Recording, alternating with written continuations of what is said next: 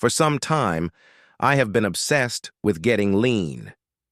The gym was my second home, and my kitchen was a science lab. I was trying so hard to create a calorie deficit, the golden rule of fat loss: burn more than you eat. But the air in my house felt heavy with anxiety. Every meal smelled like a math problem, not comfort.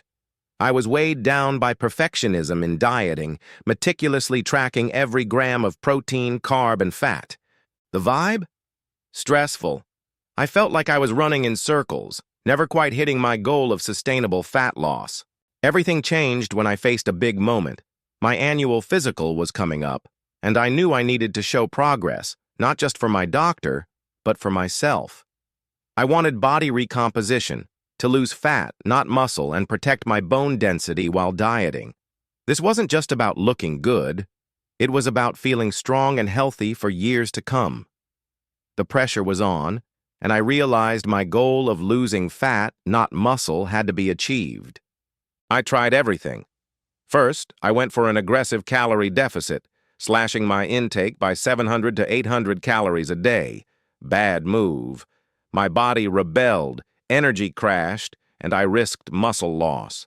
Next, I leaned on cardio, thinking it'd burn fat faster. Nope. I was exhausted, and my lean mass was slipping.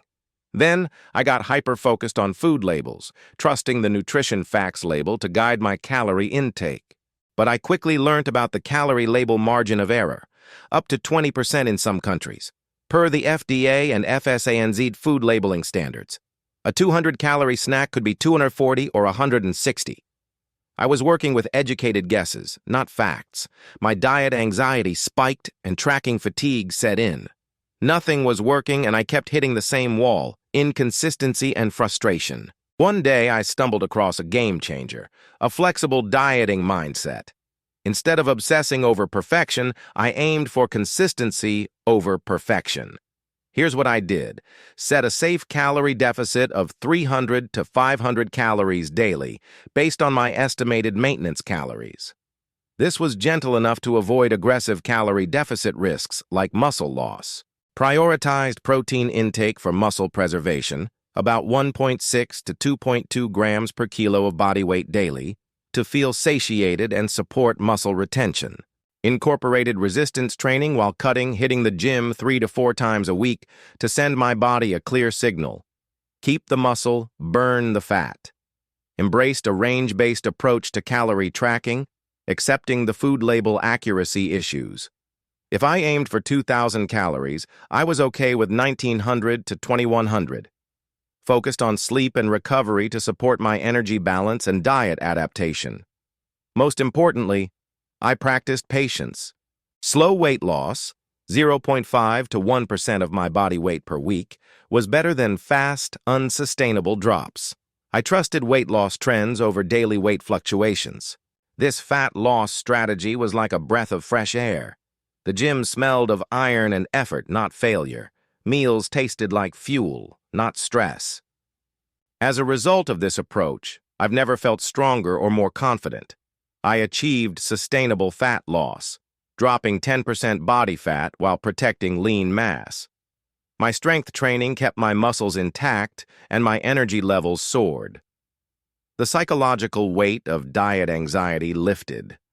I wasn't a slave to the scale or a nutrition app anymore. I felt in control, adapting to life's variables, like a slightly off kilocalorie count or a busy day, without derailing.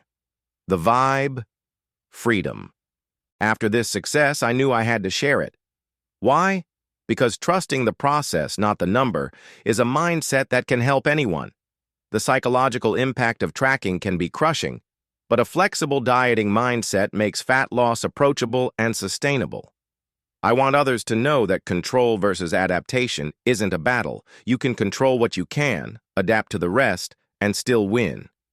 So here I am, inviting you to try this approach.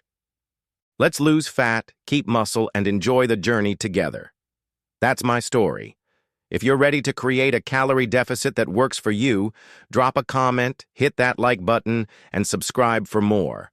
Let's keep experimenting together. See you next time.